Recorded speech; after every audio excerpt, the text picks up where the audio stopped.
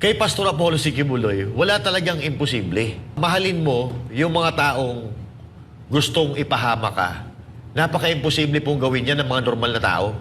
Yung mamahalin mo, sasabihin mo, love your enemy. Isang makadiyos lang po ang makakagawa po niyan. At lahat ng imposible, kayang gawin talaga. Pagka ginawa mo ng paraan. Katulad na ng halimbawa, nung Glory Mountain at Prayer Mountain, imposibleng magkaroon dyan ng mga pine trees. Pero ngayon, daan-daang libong pine trees po ang nandyan. So, kay Pastor Apollo Sikibuloy, wala talagang imposible. Walang imposible kung basta naaabot ng isipan mo, kaya mong gawin.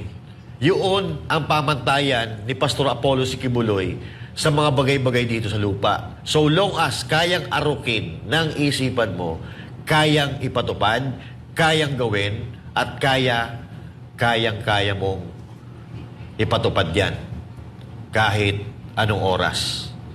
Kapag may political will, kayang-kaya mong makatulong at magpaunlad ng isang bansa dahil hindi ka mangungurakot.